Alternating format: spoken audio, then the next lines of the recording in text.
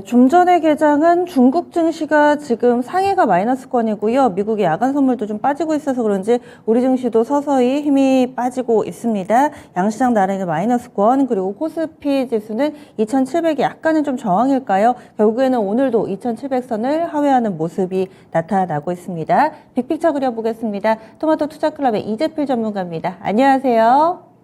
네, 안녕하십니까? 네, 오늘 주제를 간빙기 시장 대응 전략이라고 주셨어요. 현재 시장을 간빙기라고 판단을 하신 건데, 이 간빙기가 어떤 건가요?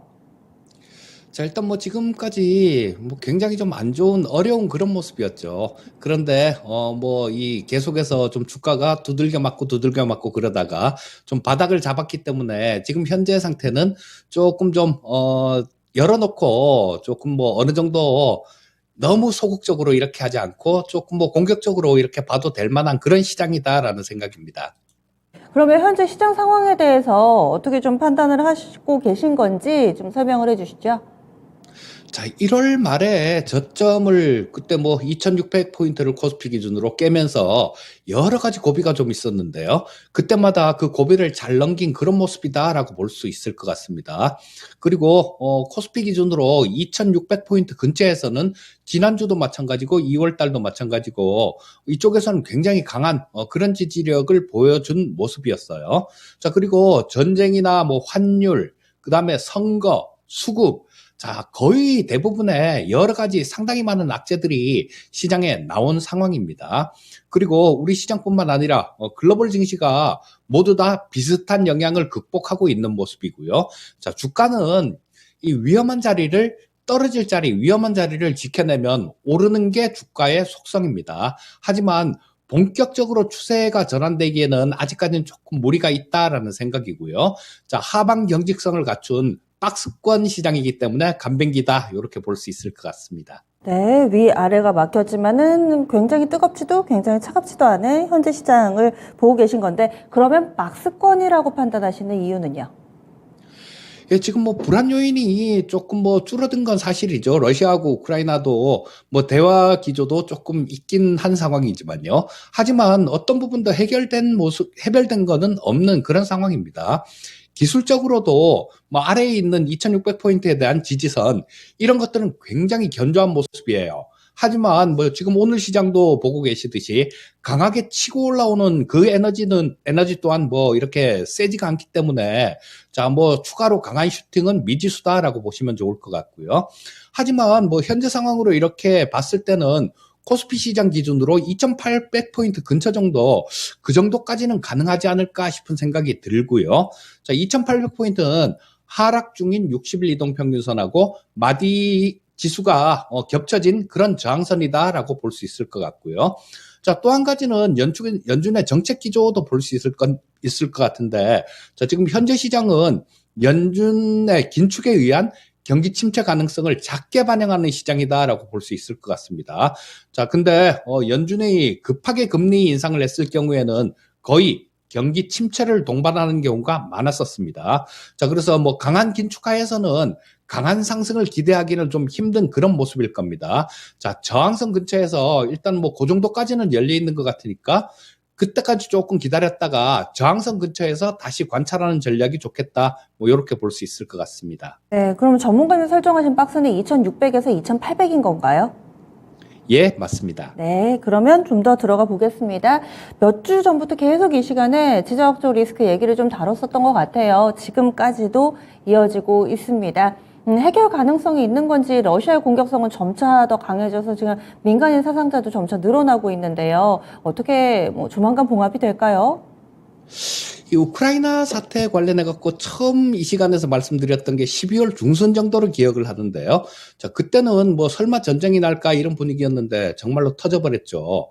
자, 그리고 지금 뭐 해결을 위해서 여러 가지로 좀 노력을 하고 있어서 해결 가능성이 좀 높아진 건 사실이지만 아직까지도 변수가 굉장히 많은 그런 상황입니다.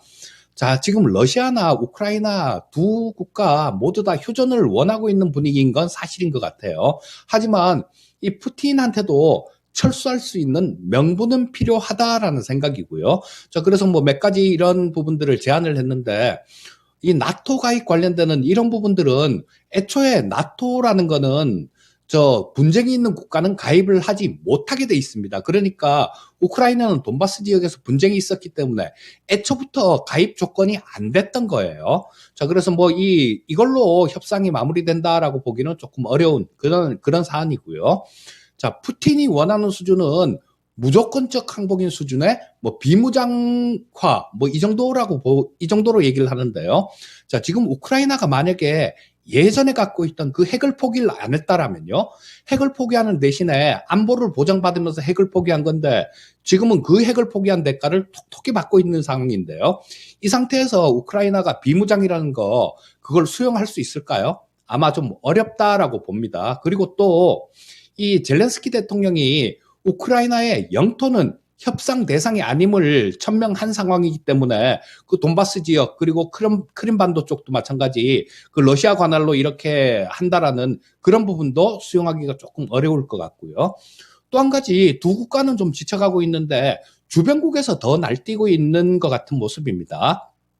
자, 시리아에서 용병을 4만 명을 모집했다 그러죠. 러시아를 돕기 위해서 모집했다라고 얘기를 합니다. 그리고 또 체첸의 특수부대가 이미 우크라이나로 출정했다라는 뭐 그런 뉴스도 좀 있었고요. 자, 바이든 대통령은 중국의 저 시진핑하고 전화 통화를 했었는데 중국의 러시아에 대한 지원 금지를 강력하게 경고를 했는데요. 아마 어느 정도 낌새가 없었다라면 미국의 이 정보력이 굉장히 정확한 모습인데요. 어떤 낌새가 없었다면 이런 얘기도 안 했을 것 같은데 뭐 그런 기미도 보인다라는 얘기죠.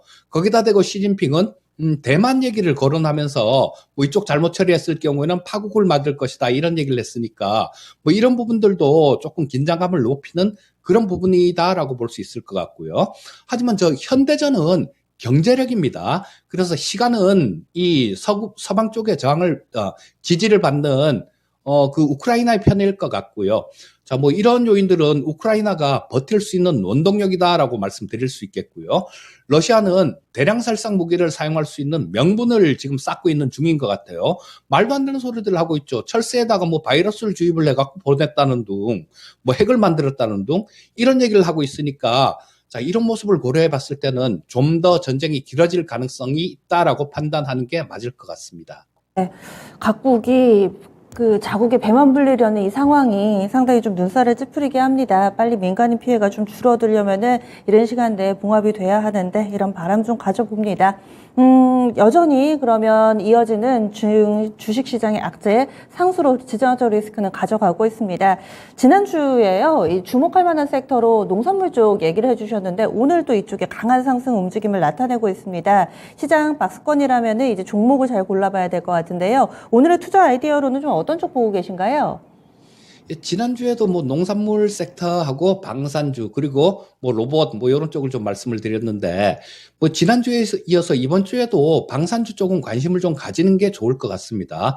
자, 러시아는 세계 2위의 무기 수출국이에요. 근데 얘네들은 돈만 주면 진영 가리지 않고 뭐 어떤 국가는 다 수출을 한 그런 상황이었습니다. 하지만 지금 우크라이나에서 싸움을 정말 못하고 있죠. 졸전으로 이 러시아제 무기에 대한 성능에 대한 불신으로 연결되고 있는 그런 모습인 것 같고요. 자, 뭐 성능 자체에 대한 의구심이 있으니까 무기 구매를 꺼려 할 겁니다. 또 미국의 러시아 제재 또한 이 러시아 쪽이 무기 수출하는데 부정적으로 작용할 겁니다.